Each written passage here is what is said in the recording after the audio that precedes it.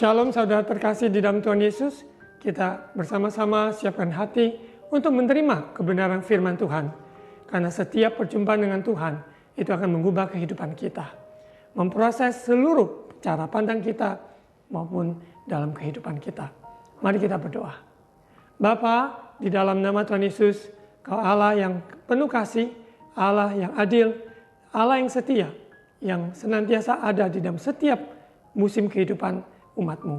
Saat ini Bapa, kami membuka hati kami menerima firman Tuhan, tuntun kami dalam kebenaran.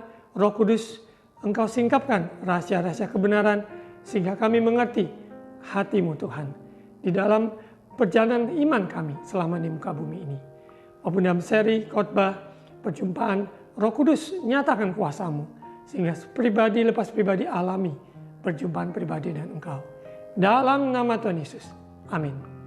Saudara terkasih dalam Tuhan Yesus, dalam seri Encounter yang artinya perjumpaan. Perjumpaan tatap muka, perjumpaan dalam mendengarkan suaranya, perjumpaan dengan sang kebenaran. Truth Encounter, di mana Nikodemus, seorang ahli Taurat, pemimpin yang mempunyai pendidikan, mempunyai pengaruh, namun dalam hal-hal rohani belum tentu dia mengalaminya. Namun ketika dia mengalami, yaitu bertemu dengan Yesus, yaitu kebenaran. Truth Encounter, dia mengalami sebuah proses, yaitu ia harus lahir kembali. Begitu pula Zakheus yang dikenal dengan reputasi yang tidak baik. Dia seorang berdosa, namun dalam kerinduannya, keinginannya untuk bertemu siapa Yesus itu. Di mana dia mengalami perjumpaan dengan Yesus, yaitu Grace Encounter, perjumpaan dan kasih karunia mengubah kehidupan Zakheus. Baik grace and truth ditemukan hanya di dalam Yesus Kristus. Saudara terkasih dalam Tuhan Yesus, di bulan November maupun sampai di penutupan tahun ini, saya berdoa sebagai hamba Tuhan, setiap pribadi lepas pribadi mengalami pembaruan dalam perjumpaan dengan Tuhan. Sehingga paradigma cara berpikir kita, kehidupan kita diubahkan semakin serupa dengan gambarnya. Hari ini dalam minggu ketiga kita akan belajar dari firman Tuhan dengan title Worship Encounter. Worship Encounter ini, di mana arti penyembahan, perjumpaan, penyembahan, ini bukan berarti sebuah event, konser, pertemuan, di mana ada penyembahan, ada worship night, orang mengalami perjumpaan, itu salah satu. Tapi itu bukan sebagai satu-satunya. Karena kita mengalami perjumpaan dengan Tuhan, dalam penyembahan itu, kehidupan kita sebagai persembahan kepada Tuhan. Di dalam proses perjalanan kita menyembah Allah yang benar, karena Tuhan pencipta kita, Dia menciptakan kita untuk menjadi penyembah-penyembah. Menjadikan penyembah-penyembah Dia di dalam roh dan kebenaran.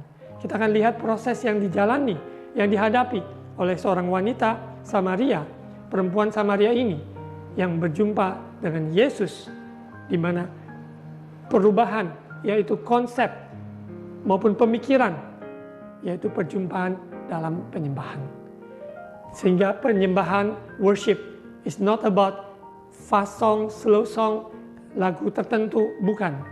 Lebih dari itu, ya berjumpa dengan sang pribadi yang disembah, yaitu Tuhan kita Yesus Kristus. Orang yang menyembah, dia akan diubah menjadi serupa dengan yang disembah. Kita sadari bahwa kehidupan kita di muka bumi ini, ada sebagian orang yang menyembah maupun keakuannya, keegoisannya, ya, dan juga keinginan hal-halnya yang ditonjolkan, maupun hal materialis, materi yang disembah, ataupun benda-benda yang ada. Namun bukan itu, kita sadari Allah kita roh. Untuk kita menyembah Dia dalam roh dan kebenaran.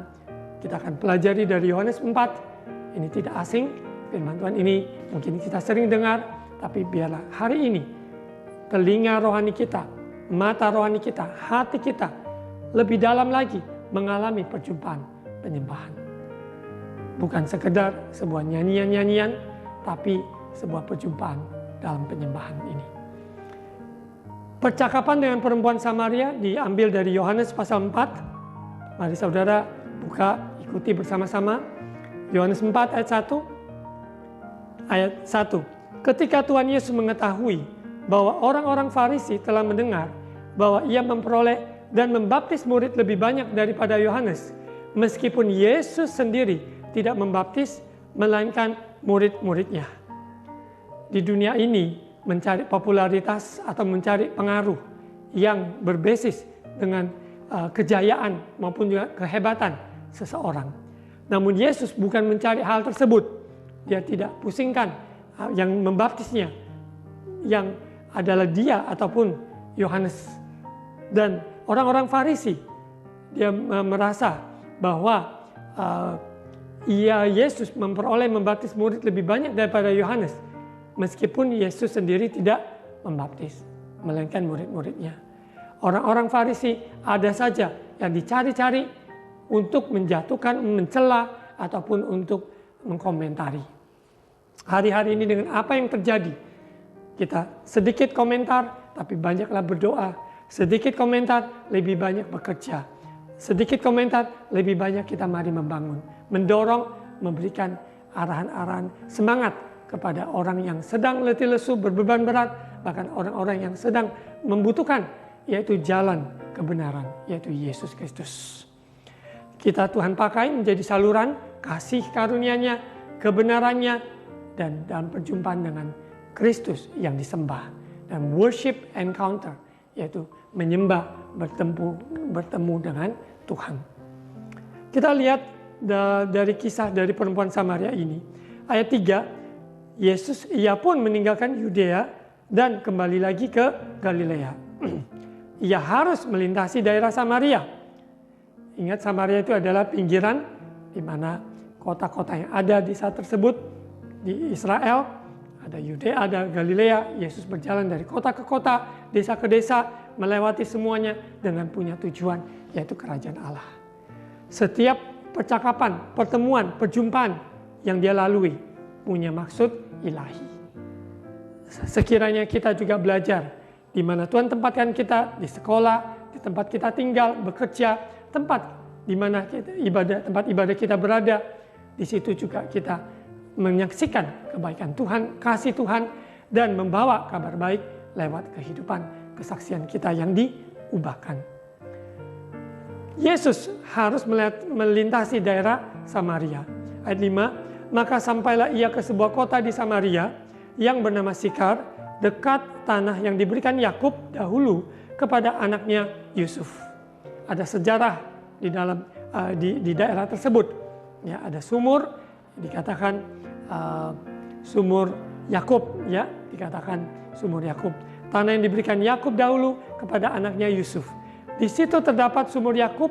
Yesus sangat letih oleh perjalanan, karena itu ia duduk di pinggir sumur itu kira-kira pukul 12.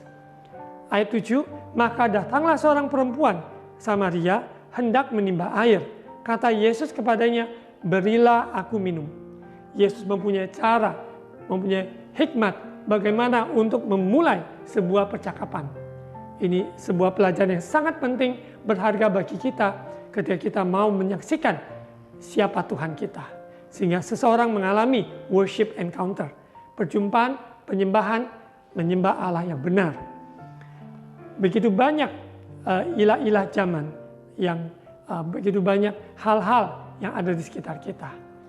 Ya, namun Tuhan ingin kita menyembah Allah yang benar. Yesus, dia adalah jalan, kebenaran, dan hidup. Perjumpaan pribadi dengan dia. Dalam konteks ini, di mana perempuan ini juga mau menimba air. Dan di tengah siang terik panas, seharusnya wanita-wanita mereka pergi menimba air pada waktu yang lebih teduh. Mungkin pagi hari, mungkin sore hari. Namun dia menimba di tengah siang hari. Di sini memberikan gambaran bahwa dia tidak mau bertemu ataupun bertemu dengan orang-orang yang dikenal. Ya, karena mungkin kehidupannya ada sesuatu yang tidak baik. Yang mungkin dia merasa minder, merasa tidak ada diterima oleh orang-orang masyarakat sekitar. Kalau dia menimba air pada waktu-waktu yang perempuan-perempuan lain menimba air. Dari sini memberikan sebuah tanda bahwa perempuan ini Dia mencari waktu yang orang lain tidak ada. Namun Yesus ada. Yesus hadir, Yesus mau nyatakan kuasanya sehingga perempuan ini mengalami perjumpaan. Kita lihat bahwa Yesus berkata, "Berilah aku minum." Dan di sini dalam konteksnya perempuan ini berkata, "Sebab murid-muridnya telah pergi ke kota membeli makanan."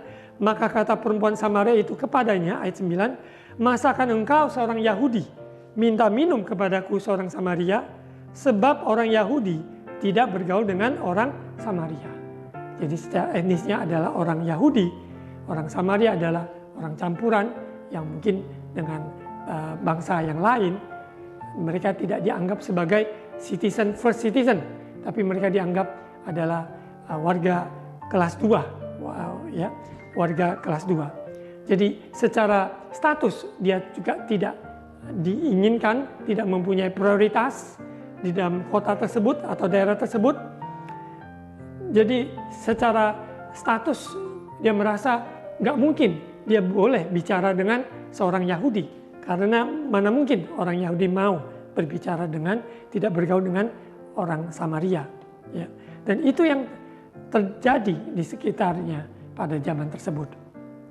Saudara terkasih, hari-hari ini, apa yang membedakan kita dengan yang lain? Kalau secara fisik mungkin suku, mungkin latar belakang ekonomi maupun status, banyak hal. Namun Yesus datang untuk membawa pemulihan, kesatuan, maupun tidak membedakan suku, bahasa, bangsa. Ya, dia membawa kabar keselamatan bagi semua orang yang menerimanya. Karena begitu besar kasih Allah bagi akan dunia ini, sehingga barang siapa yang percaya padanya tidak binasa, melainkan beroleh hidup yang kekal. Yesus datang membawa kerajaannya, memperkenalkan kerajaannya kepada bumi ini, kepada manusia yang ada. Manusia berdosa. Ya. Perempuan Samaria ini juga, dia tidak mengenal Allah yang benar. Namun dalam proses perjalanan ini, dia bertemu dengan Yesus, dan Yesus bercakap-cakap padanya, "Berilah aku minum," yang sepertinya kenapa Yesus berbicara kepada dia. Ayat 10, jawab Yesus kepadanya, "Jikalau engkau tahu tentang karunia Allah, dan siapakah dia yang berkata kepadamu, 'Berilah aku minum,' niscaya engkau telah meminta kepadanya, dan ia telah memberikan kepadamu air hidup." Yesus memperkenalkan, yaitu ada air, living water, kehidupan yang membawa keselamatan, kehidupan dari bumi sampai kepada kekalan. Yang perempuan Samaria ini tidak mengerti, tidak mengenal, dan tidak paham apa maksudnya. Tapi kita lihat segala sesuatu yang kita tidak paham, tidak mengerti. Percaya apabila kita datang, lapar, haus, percaya dia sumber kehidupan, dia sumber air mata, sumber air kehidupan, dia yang memuaskan jiwa yang dahaga. Ada rongga-rongga kehidupan kita yang kosong, yang tidak bisa diisikan oleh siapapun, yaitu kehadirannya, yaitu kuasanya, yaitu kebenarannya. Ya, Yesus yang tinggal di dalam hati seseorang. Inilah perjumpaan worship encounter yang perempuan ini butuhkan. Yang dia sendiri tidak tahu dia membutuhkan itu. Tapi Yesus memperkenalkan kepada dia air hidup. Supaya perempuan ini dapat mengalami perjumpaan penyembahan yang benar. Ayat 4, ayat 11, kata perempuan itu kepadanya, kepada Yesus, "Tuhan, engkau tidak punya timba dan sumur ini amat dalam. Dari manakah engkau memperoleh air hidup itu? Adakah engkau lebih besar daripada bapak kami Yakub yang memberikan sumur ini kepada kami dan yang telah minum sendiri dari dalamnya, ia serta anak-anaknya dan ternaknya." Ya, jadi secara sejarah dia mengerti apa yang ada, ya, leluhur dan sebagainya. Namun dalam proses ini Yesus sedang memperkenalkan bahwa dialah roti kehidupan, dialah air kehidupan, di mana seseorang yang menerimanya, meminumnya, menerimanya, maka aliran-aliran air itu mengalir. Yaitu aliran kehidupan yang membebaskan, menyembuhkan, memulihkan seseorang. Kita lihat di ayat 13, jawab Yesus. Dari dialog ini kita belajar banyak hal bagaimana seorang perempuan Samaria dalam perjumpaan dengan Kristus, dalam penyembahan menyembah Allah yang benar. Ya, begitu pula hidup kita dalam perjalanan yang kita tidak mengerti, tapi Tuhan memproses, membentuk, sepertinya mengsekak kita, mengkorner kita, sehingga kita mengalami perjumpaan dengan Dia. Ayat 13. Jawab Yesus kepadanya, barang siapa minum air ini, ia akan haus lagi, yaitu yang ditimba dari sumur Yakub tersebut. Tetapi barang siapa minum air yang akan kuberikan kepadanya, ia tidak akan haus untuk selama-lamanya. Sebaliknya air yang akan kuberikan kepadanya akan menjadi mata air di dalam dirinya, yang terus-menerus memancar sampai kepada hidup yang kekal. Sekali lagi kita baca bersama, ini ayat yang sangat sungguh luar biasa. Jawab Yesus padanya, barang siapa minum air ini, yaitu dari sumur, ia akan haus lagi. Tetapi barang siapa minum air yang kuberikan kepadanya, yaitu Yesus sumbernya, ia tidak akan haus untuk selamanya. Air seperti apa? Sebaliknya air yang akan kuberikan padanya akan menjadi mata air di dalam dirinya. Ada kehidupan, ya, mengalir, menyembuhkan, menyegarkan, memuaskan yang dahaga, yang terus-menerus memancar sampai kepada hidup yang kekal. Bukankah ini yang kita cari dalam kehidupan ini? Dengan prestasi yang ada, jerih payah, kerja keras, semua itu hal-hal yang baik. Namun masih ada kekosongan yang tidak bisa seorang pun bisa mengisinya. There is none like you, tiada sepertimu, yang tak menjamah segenap hatiku. Tidak ada seorang pun bisa mengisi, menjamah seperti Tuhan menjamah hidup kita. Hanya Yesus yang sanggup, hanya Yesus yang mengetahui, hanya Yesus yang dapat masuk ke dalam hati kita yang terdalam. Apabila kita membuka hati kita dan izinkan Dia bekerja dalam hidup kita. Segala sesuatu yang ada di bumi sementara. Namun kita ingat kita manusia rohani yang dilahir kembali, yaitu untuk kehidupan yang kekal. Ayat 15, perjumpaan penyembahan ini, kita lihat proses percakapan perempuan ini dengan Yesus sampai dia alami, yaitu sebuah paradigma yang berubah tentang penyembahan, bukan sebuah event tempat ataupun liturginya, tetapi Sang pribadi Allah yang kita sembah, yang kita berjumpa. Ayat yang ke-15. Kata perempuan itu kepadanya, Tuhan, berikanlah aku air itu, supaya aku tidak haus dan tidak usah datang lagi ke sini untuk menimba air.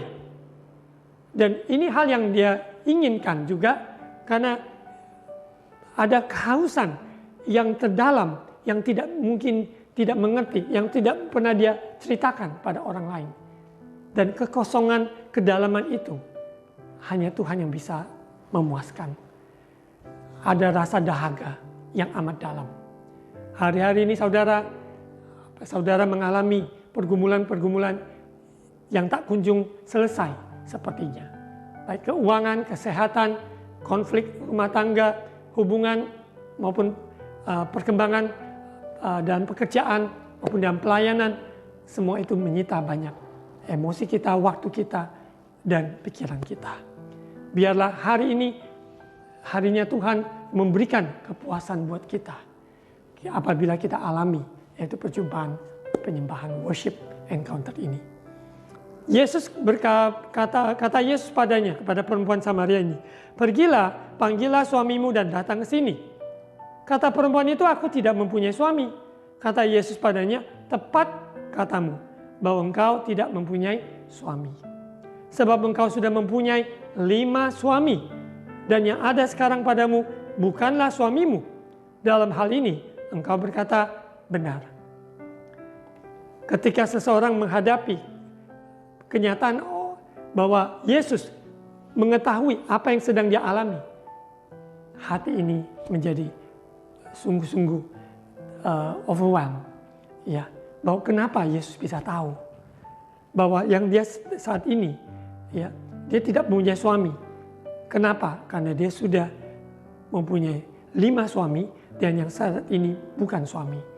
Ya, perempuan yang dikatakan dengan bebas dalam hal pergaulannya dan hal yang sangat tidak baik, ya. Namun Yesus yaitu datang untuk melawat dia. Karena dia butuhkan bukan suami, yang dia butuhkan adalah Yesus. Perjumpaan dengan pribadi Yesus. Dan menyembah dia dalam roh dan kebenaran. Saudara terkasih, kalau kita menghadapi sebuah masalah A, B, C, sesungguhnya ada sesuatu yang Tuhan ingin kita perhatikan. Mari kita simak baik-baik, kita pasang telinga, kita buka mata rohani kita, hati kita, pikiran kita untuk menangkap apa yang Tuhan sesungguhnya berbicara. Karena dalam konteks ini, perempuan ini sadar, ternyata apa yang dia jalani ini yang tidak benar, dia tidak mungkin untuk bisa melepaskannya, tidak mungkin dia bisa menang kalau bukan Tuhan yang memberikan dia sebuah kelepasan dan kemenangan. Kata perempuan itu kepadanya, Tuhan nyata sekarang padaku bahwa engkau seorang nabi. Dan di sini pun dia pengenalan dia belum mengenal dia sebagai Tuhan, tapi mengenal dia sebagai seorang nabi, sebagai spokesman-nya Tuhan, sebagai juru bicaranya Tuhan, menyampaikan isi hati Tuhan, menegur umatnya. Dan itu yang dia dalam sebatas itu dia mengalami. Namun kita lihat perjalanan percakapan yang lebih lagi. Di situ bukan hanya seorang nabi yang dia berjumpa, tapi dia mengenal Tuhan yang benar. Ayat 20, nenek moyang kami menyembah di atas gunung ini, tetapi kamu katakan bahwa Yerusalemlah tempat orang menyembah, karena orang Samaria menyembah di gunung, ya, gunung yang mungkin ditunjuk dan sebagainya.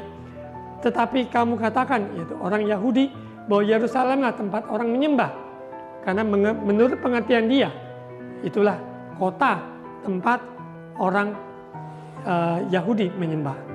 Namun kita lihat apa yang Yesus katakan.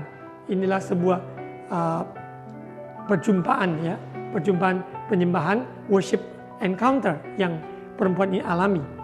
Ayat 21, mari kita perhatikan. Kata Yesus kepadanya, percayalah kepadaku, hai perempuan, saatnya akan tiba, bahwa kamu akan menyembah Bapa, bukan di gunung ini dan bukan juga di Yerusalem. Bukan tempatnya, saudara, bukan jamnya, ya, bukan dengan liturgi apa, tapi Tuhan ingin kita mengalami perjumpaan penyembahan, menyembah Allah yang benar dalam roh dan kebenaran. Karena perempuan ini menganggap mereka biasanya menyembah seperti ini, orang Yahudi menyembah seperti ini, di mana dan tata caranya. Bukan hal itu, saudara. Hari-hari ini dengan berbagai gereja denominasi yang ada, yang satu menganggap satu yang lebih daripada yang lain, itu tidak berkenan. Karena Tuhan ingin setiap pribadi mengalami worship encounter yang memberikan perubahan cara pandang kita dalam menyembah. Karena hidup ini adalah penyembahan. Bukan hanya nyanyian saja, nyanyian lagu lambat, lagu cepat, bukan. Tetapi kehidupan ini adalah persembahan, penyembahan. Yang Tuhan cari yaitu kehidupan kita yang sungguh-sungguh merendahkan hati. Kehidupan yang sungguh-sungguh bergantung sepenuhnya pada Dia. Kehidupan yang sungguh-sungguh ikuti jalannya Tuhan dengan ketaatan. Kita lihat bahwa yang Yesus katakan pada dia, kamu menyembah apa yang tidak kamu kenal. Kami menyembah apa yang kami kenal. Sebab keselamatan datang dari bangsa Yahudi. Kita bukan asal menyembah, tapi kita mengenal siapa yang kita sembah.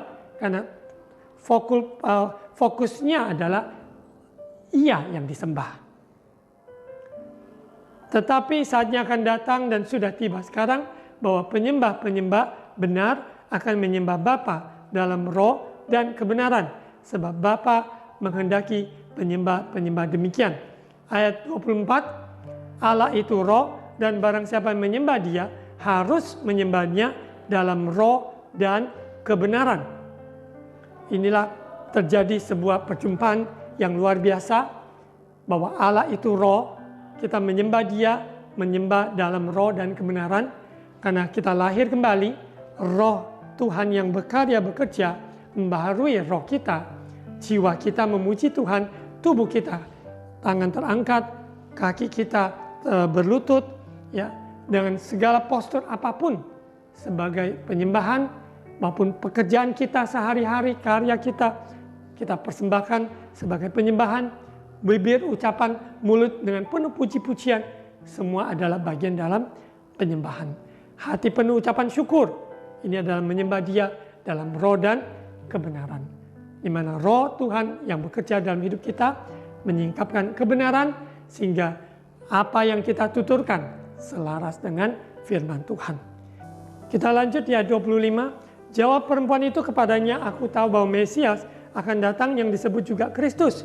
Apabila Ia datang, Ia akan memberitakan segala sesuatu yang kepada kami. Ayat 26, kata Yesus padanya, akulah Dia yang sedang berkata-kata dengan engkau. Tadi pengenalan perempuan Samaria ini berjumpa dengan Yesus sebagai nabi. Karena Yesus bisa berkata-kata apa yang dia sedang alami.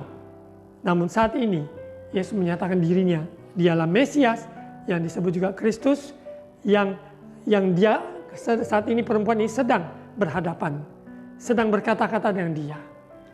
Mari saudara, dalam perjumpaan, dalam penyembahan kita sadari bahwa hidup kita milik Dia, telah ditebus oleh darah Yesus.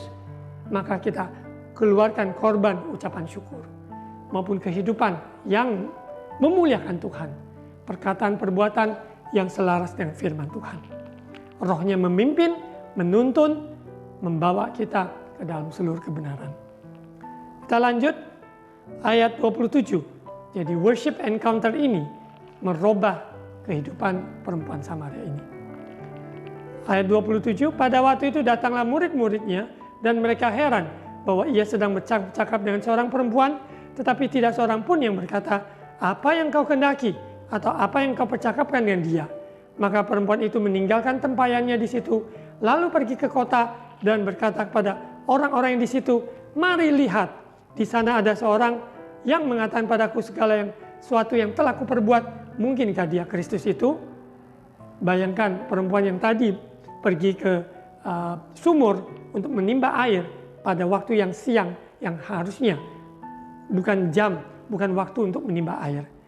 Namun saat ini karena perjumpaan dia dengan Kristus dalam menyembah Allah dalam roh dan kebenaran, maka dia juga ingin membagikan kepada orang-orang di kota tersebut bahwa Yesus adalah Mesias.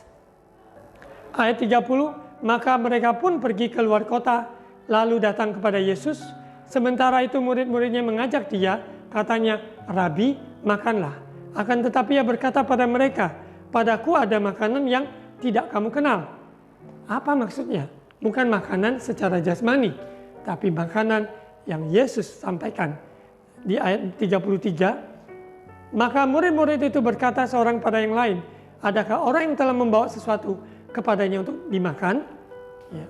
Yang Yesus tekankan bukan makanan jasmani, tapi melakukan kehendak Tuhan di ayat 34. Kata Yesus pada mereka, makananku ialah melakukan kehendak Dia yang mengutus aku dan menyelesaikan pekerjaannya.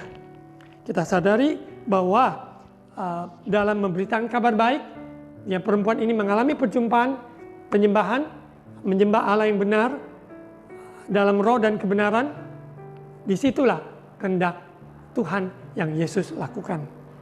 Begitu pula kita memilih menundukkan diri melakukan kehendak Tuhan, itu jauh lebih baik daripada kita dengan senang-senang dengan kekuatan kita melakukan yang kita mau.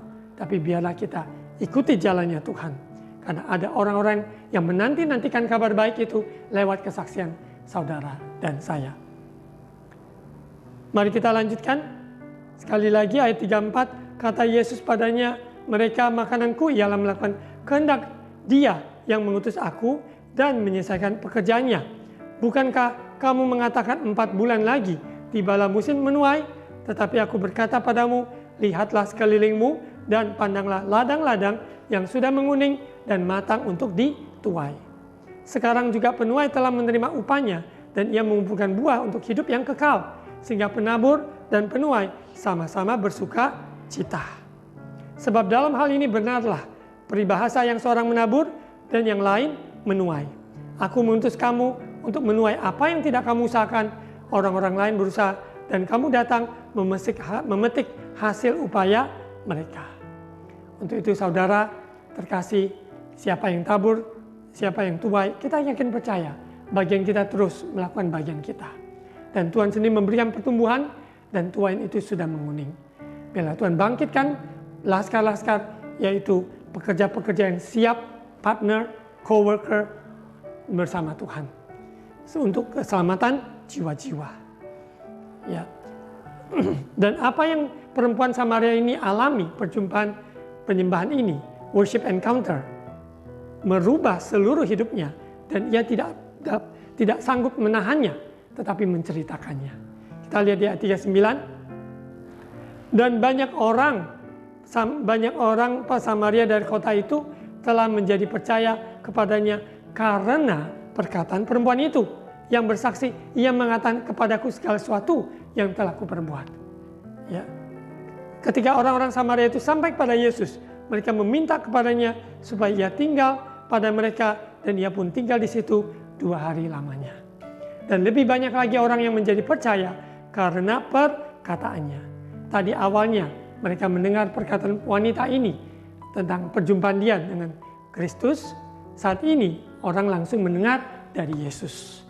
Ya. Ayat 41, dan lebih banyak lagi orang yang menjadi percaya karena perkataannya, yaitu Yesus. Dan mereka berkata pada perempuan itu, kami percaya tetapi bukan lagi karena apa yang kau katakan. Sebab kami sendiri telah mendengar dia dan kami tahu bahwa dia benar-benar juru selamat dunia. Lewat worship encounter, kita berjumpa dengan Yesus, yaitu muka dengan muka, juru selamat dunia, Sang Gembala yang baik, Bapa yang setia, Allah yang kekal.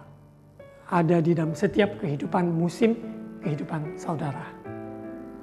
Yakin dan percaya hari-hari ini, sekalipun kondisi mungkin tidak membaik, namun Kristus yang senantiasa berkarya, mengawal, dan dia juga yang mengakhiri. Dia Alfa, dia Omega, dan dia sanggup, dan dia penuh kuasa. Mari kita alami worship encounter, menyembah dia dalam roh dan kebenaran. Bukan keinginan kita, egois kita, maupun kehendak kita, tapi kehendak Bapa yang kita lakukan. Mari kita berdoa. Tuhan Yesus, terima kasih atas firman-Mu, firman-Mu ya dan amin. Biarlah kami mengenal pengertian yang lebih dalam lagi, menyembah Engkau dalam roh dan kebenaran. Terima kasih Bapa, biarlah kami alami perjumpaan dengan Engkau, yaitu perjumpaan penyembahan yang merubah cara pandang, sikap kehidupan kami. Terima kasih Bapa, Roh Kudus tuntun dan urapi dan berkati setiap umat-Mu. Dalam kesusahan apapun, Yesus penolong, Yesus jawaban. Kesehatan, Tuhan jamah berikan kesehatan, pulihkan yang sakit di dalam nama Yesus. Yang terikat dilepaskan, maupun juga anak-anak bertumbuh takut akan Tuhan. Maupun orang tua sebagai saksi yang hidup, membimbing jiwa-jiwa, Tuhan berkati yang bekerja, usaha, Tuhan limpahkan berkat yang melimpah. Terima kasih Bapak, berkati kami semua. Saat ini kami juga doakan berkat untuk bangsa negara kami Indonesia yang kami cintai. Engkau berdaulat atas negara kami, pemilihan Bapak Presiden tahun depan bersama supaya berjalan dengan lancar, Tuhan yang dimuliakan. Berkati gereja-gereja Tuhan, hamba-hamba Tuhan, saat ini yang saling melengkapi, ikat kami dan tali kasih-Mu, bukan mengenal Engkau sebagai Nabi saja, tapi lebih dari itu Engkaulah Tuhan, Raja di atas segala Raja. Berkati gereja-Mu, dimanapun berada gereja-gereja-Mu. Terima kasih Bapa. Saudara terkasih, angkat kedua tangan, terima ucapan berkat imam. Tuhan memberkati engkau dan melindungi engkau. Tuhan menyinari engkau dengan wajah-Nya dan memberi engkau kasih karunia. Tuhan menghadapkan wajah-Nya padamu dan memberi engkau damai sejahtera. Terimalah berkat kasih karunia dari Allah Bapa, cinta kasih Tuhan Yesus, persekutuan Allah Roh Kudus menyertai kita sekalian hari ini sampai Maranatha. Dalam nama Tuhan Yesus. Amin.